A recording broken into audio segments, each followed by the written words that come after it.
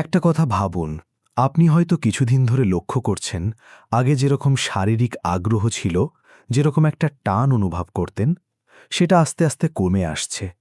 শরীরটা ক্লান্ত লাগে, মাথাটা ভারী থাকে, কোনো কিছুতে উৎসাহ পান না। আর সবচেয়ে বেশি যেটা চুপচাপ ভেতরে কাজ করছে, সঙ্গীর কাছে যাওয়ার ইচ্ছাটাও আগের মতো নেই।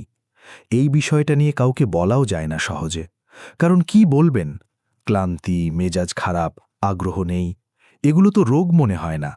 তাই অনেকে ভাবেন হয়তো চাপে আছি, একটু বিশ্রাম নিলেই ঠিক হয়ে যাবে। কিন্তু সপ্তাহের পর সপ্তাহ যায়, মাসের পর মাস যায়, অবস্থা একই থাকে। আর ঠিক এই জায়গায় একটা প্রশ্ন আসে, যেটা হয়তো আপনার মাথায় এখনও আসেনি। আপনার শরীরে ভিটামিন ডি এর মাত্রা কেমন? শুনতে হয়তো অবাক লাগছে। ভিটামিন ডি, মানে যেটাকে সানশাইন ভিটামিন বলা হয়, সেটার সাথে যৌন আগ্রহের কি সম্পর্ক? এই প্রশ্নটাই আজকে আমরা ধীরে ধীরে বোঝার চেষ্টা করব। আর শেষ পর্যন্ত দেখার পর আপনি নিজেই বুঝবেন, বিষয়টা যতটা সাধারণ মনে হচ্ছে, আসলে ততটা সাধারণ না। প্রথমে একটু বুঝে নেওয়া দরকার, ভিটামিন ডি আসলে শরীরে কি করে। আমরা সাধারণত জানি ভিটামিন ডি হাড়ের জন্য দরকার, ক্যালসিয়াম শোষণে সাহায্য করে। এটা সত্যি। কিন্তু ভিটামিন ডি এর কাজ শুধু হাড়ে সীমাবদ্ধ নয়। এটি আসলে একটি হরমোনের মতো আচরণ করে শরীরে। বিজ্ঞানের ভাষায় বললে, ভিটামিন ডি একটি সিকোস্টেরয়েড হরমোন, মানে এটি শরীরের ভেতরে হরমোন সিস্টেমের সাথে সরাসরি যোগাযোগ রাখে। এর রিসেপ্টর শরীরের প্রায় প্রতিটি কোষে পাওয়া যায়, মস্তিষ্কে, পেশিতে, হৃৎপিণ্ডে, এমনকি প্রজনন অঙ্গেও।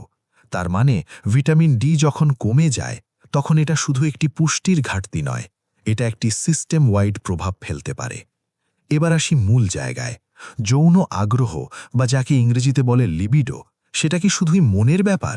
অনেকে তাই মনে করেন আগ্রহ কমে গেছে মানে হয়তো সম্পর্কে সমস্যা, অথবা মানসিক চাপ, অথবা বয়সের প্রভাব।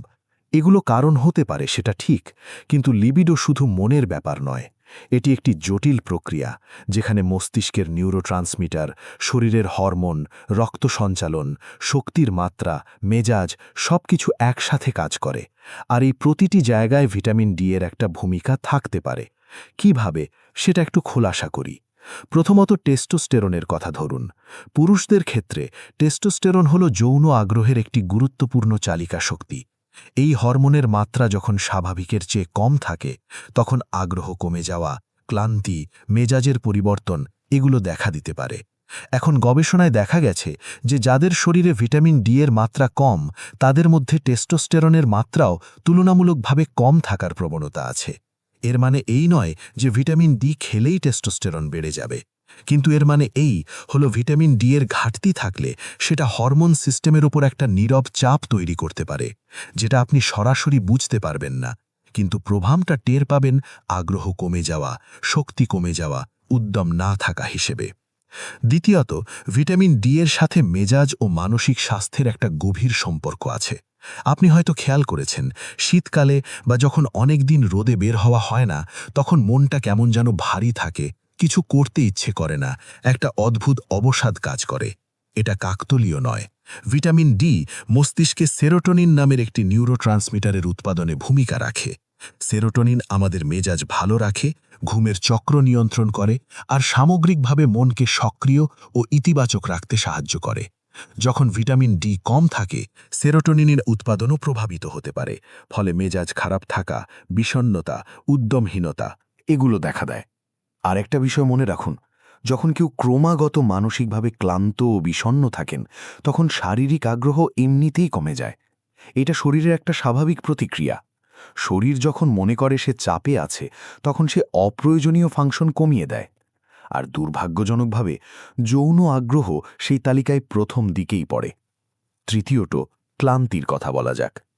অনেকেই বলেন, সারা দিন একটা ক্লান্তি লেগে থাকে, ঘুম থেকে উঠেও মনে হয় ঘুমাইনি, কাজে মন বসে না, শরীর ভারী লাগে। এই ধরনের অব্যাখ্যাত ক্লান্তি ভিটামিন ডি এর ঘাটতির একটি পরিচিত লক্ষণ। আর যখন কেউ দিনের পর দিন ক্লান্ত থাকেন, তখন শারীরিক ঘনিষ্ঠতার প্রতি আগ্রহ থাকাটা কঠিন হয়ে পড়ে। এটাকে অনেকে ভুল করে অলসতা বা আগ্রহ চলে যাওয়া বলে ভাবেন। কিন্তু আসলে শরীরের ভেতরে একটি পুষ্টিগত ঘাটতি এই পুরো চক্রটাকে চালাচ্ছে, সেটা তারা জানেনই না।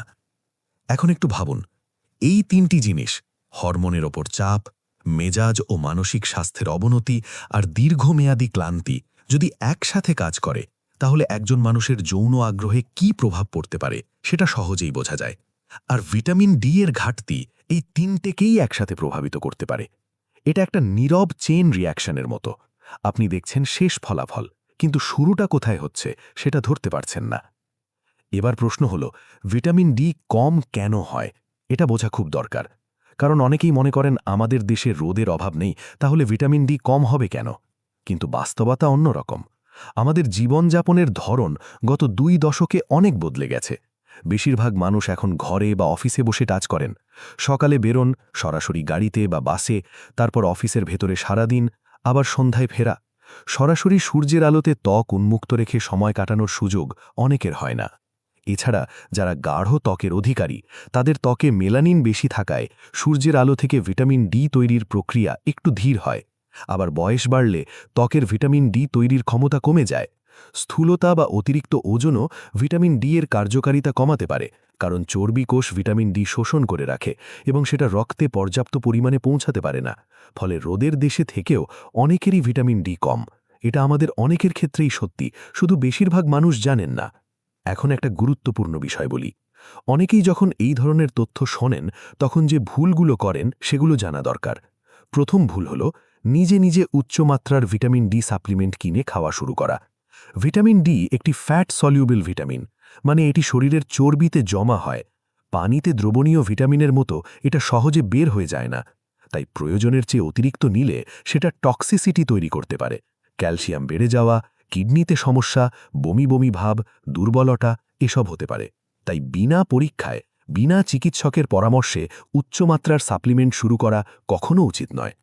দ্বিতীয় ভুল হল শুধু ভিটামিন ডি কে একমাত্র সমাধান ভেবে বসে থাকা। ধরুন কেউ জানলেন যে ভিটামিন ডি কম থাকলে যৌন আগ্রহ কমতে পারে। এখন তিনি ভাবলেন তাহলে আমি ভিটামিন ডি খাবো, সব ঠিক হয়ে যাবে। কিন্তু বিষয়টা এত সরল নয়। যৌন আগ্রহ কমে যাওয়ার পেছনে অনেক কারণ থাকতে পারে। স্ট্রেস, সম্পর্কের সমস্যা, ঘুমের অভাব, অন্য কোনো শারীরিক সমস্যা, ওষুধের পার্শ্ব প্রতিক্রিয়া। ভিটামিন ডি হয়তো সেই ছবির একটি অংশ, কিন্তু পুরো ছবি নয়। তাই শুধু একটি সাপ্লিমেন্ট দিয়ে সমস্ত সমস্যার সমাধান আশা করাটা বাস্তবসম্মত নয়। তৃতীয় ভুল হল এই বিষয়টাকে পুরোপুরি উড়িয়ে দেওয়া। অনেকে শুনলে বলবেন, ভিটামিন ডি কম হলে কি আর এসব হয়? হ্যাঁ, এটা সরাসরি একমাত্র কারণ নাও হতে পারে, কিন্তু এটা একটি অবদানকারী উপাদান হতে পারে। এই বিষয়টা বুঝতে হবে। শরীর একটি সিস্টেম। এখানে একটি জিনিস কম থাকলে সেটা অন্যান্য জায়গায় প্রভাব ফেলে। ভিটামিন ডি এর ঘাটতি সরাসরি যৌন দুর্বলতা তৈরি করছে না হয়তো, কিন্তু এটা এমন পরিস্থিতি তৈরি করছে, ক্লান্তি, বিষণ্ণতা, হরমোন ভারসাম্যে চাপ, যেগুলোর ফলে যৌন আগ্রহ কমে যাচ্ছে। এই পরোক্ষ কিন্তু শক্তিশালী সংযোগটা বোঝা জরুরি। এবার আসি কি করা যেতে পারে। প্রথম এবং সবচেয়ে সহজ কাজ হল রোদে সময় কাটানো।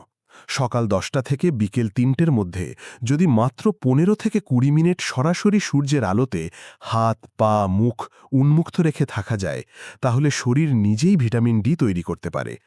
এটা সবচেয়ে প্রাকৃতিক এবং নিরাপদ উপায়। কিন্তু বাস্তবতা হল অনেকের জীবনযাপনে এটুকু সময়ও বের করা কঠিন। সেক্ষেত্রে অন্তত চেষ্টা করুন সকালে একটু হাঁটা, ছাদে কিছুক্ষণ দাঁড়ানো, দুপুরে খাওয়ার পর একটু বাইরে বেরোনো, ছোট ছোট পরিবর্তন। দ্বিতীয়ত, যদি আপনি দীর্ঘদিন ধরে ক্লান্তি, মেজাজ খারাপ থাকা, আগ্রহ কমে যাওয়া এগুলো অনুভব করছেন, তাহলে একটি সাধারণ রক্ত পরীক্ষার মাধ্যমে ভিটামিন ডি এর মাত্রা জানা যায়। এটা কোনো জটিল পরীক্ষা নয়, প্রায় যে কোনো ল্যাবে করা যায়, খরচও বেশি নয়। এই পরীক্ষার ফলাফল দেখলে আপনি এবং আপনার চিকিৎসক বুঝতে পারবেন ঘাটতি আছে কিনা এবং থাকলে কতটুকু। তারপর চিকিৎসকই সিদ্ধান্ত নেবেন সাপ্লিমেন্ট দরকার কিনা, কত মাত্রায় দরকার, কত দিন দরকার। তৃতীয়ত, শুধু ভিটামিন ডি এর দিকে তাকিয়ে না থেকে পুরো জীবনযাপনের দিকে একটু নজর দেওয়া দরকার। আপনি কি পর্যাপ্ত ঘুমাচ্ছেন? আপনার দৈনিক কাজে শারীরিক পরিশ্রম কতটুকু? আপনি কি দীর্ঘমেয়াদী মানসিক চাপে আছেন? আপনার খাদ্যাভ্যাস কেমন? আপনি কি এমন কোনো ওষুধ খাচ্ছেন যার পার্শ্ব প্রতিক্রিয়া হিসেবে ক্লান্তি বা মেজাজের পরিবর্তন হতে পারে? এই প্রশ্নগুলো নিজেকে করুন। কারণ ভিটামিন ডি এর ঘাটতি একটি অংশ, কিন্তু সুস্থতা একটি সামগ্রিক বিষয়। একটি পুষ্টি ঠিক করলেই সব ঠিক হয়ে যাবে এই আশাটা বাস্তবসম্মত নয়, বরং পুরো ছবিটা দেখলে ফলাফল অনেক বেশি স্থায়ী এবং অর্থবহ হয়। নারীদের ক্ষেত্রেও একটু কথা বলা দরকার। অনেক সময় আমরা যখন যৌন আগ্রহ কমে যাওয়ার কথা বলি, তখন ধরে নেওয়া হয় এটা শুধু পুরুষদের বিষয়, কিন্তু তা নয়।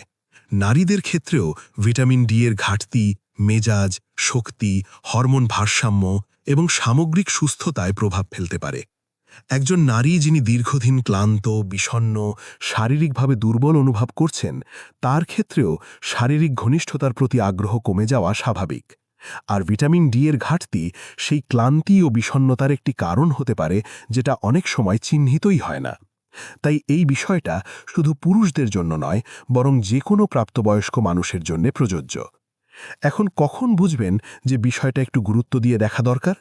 যদি আপনি টানা কয়েক সপ্তাহ ধরে অব্যাখ্যাত ক্লান্তি অনুভব করছেন, যদি মেজাজ একটা নিচু স্তরে থেকে যাচ্ছে কোনো স্পষ্ট কারণ ছাড়া, যদি আগে যে শারীরিক আগ্রহ ছিল সেটা ধীরে ধীরে কমে একটা অনুদাসীনভাবে এসে পৌঁছেছে, যদি পেশিতে ব্যথা বা দুর্বলতা থাকে, যদি ঘুম ভালো হওয়ার পরও ক্লান্ত লাগে, তাহলে একবার চিকিৎসকের সাথে কথা বলুন। রক্তে পরীক্ষায় ভিটামিন ডি এর মাত্রা দেখুন, সেই সাথে থাইরয়েড, হরমোন, রক্তে শর্করা এগুলোও দেখা যেতে পারে চিকিৎসকের পরামর্শ অনুযায়ী। কারণ এই লক্ষণগুলো শুধু ভিটামিন ডি এর ঘাটতির কারণে নাও হতে পারে, অন্য কিছুও থাকতে পারে যেটা জানা দরকার। একটা কথা মনে রাখা ভালো, শারীরিক আগ্রহ কমে যাওয়া মানে আপনি অক্ষম বা আপনার সমস্যা স্থায়ী এমনটা ভাবার কোনো কারণ নেই। অনেক সময় শরীরে একটি ছোট কিন্তু ক্রমাগত ঘাটতি চলতে থাকে, সেটা পুষ্টির হোক, ঘুমের হোক বা মানসিক স্বাস্থ্যের হোক, যেটা চিহ্নিত হলে এবং সঠিকভাবে সামলানো গেলে অনেকটাই পরিবর্তন আসতে পারে। ভিটামিন ডি এর বিষয়টা ঠিক এরকম। এটা কোনো ম্যাজিক সমাধান নয়, কিন্তু এটা এমন একটি অংশ যেটা উপেক্ষা করলে পুরো ছবিটা অসম্পূর্ণ থাকে। আর শেষ কথা, আপনার শরীর আপনাকে সংকেত দেয়। ক্লান্তি একটি সংকেত, মেজাজের পরিবর্তন একটি সংকেত, আগ্রহ হারানো একটি সংকেত। এই সংকেতগুলোকে উপেক্ষা না করে বুঝতে চেষ্টা করুন, কারণ খুঁজুন আর প্রয়োজনে সাহায্য নিন। এতে লজ্জার কিচ্ছু নেই, বরং এটাই সচেতনতা। ভিটামিন ডি এর ঘাটতি হয়তো আপনার পুরো সমস্যার কারণ নয়, কিন্তু এটা হয়তো সেই একটি টুকরো ধাঁধা যেটা মেলাতে পারলে বাকি ছবিটা পরিষ্কার হতে শুরু করবে। নিজের শরীরকে বুঝুন, নিজের প্রতি যত্নশীল হন, আর যেটা বুঝতে পারছেন না সেটা নিয়ে একজন চিকিৎসকের সাথে খোলামেলা কথা বলুন। এটুকুই যথেষ্ট একটা ভালো শুরু। এটি সাধারণ স্বাস্থ্য শিক্ষামূলক তথ্য। এটি কোনো চিকিৎসা পরামর্শ বা রোগ নিদানের বিকল্প নয়। ব্যক্তিভেদে কারণ ও প্রভাব ভিন্ন হতে পারে। নির্দিষ্ট কোনো সমস্যায় অনুগ্রহ করে একজন যোগ্য চিকিৎসকের পরামর্শ নিন।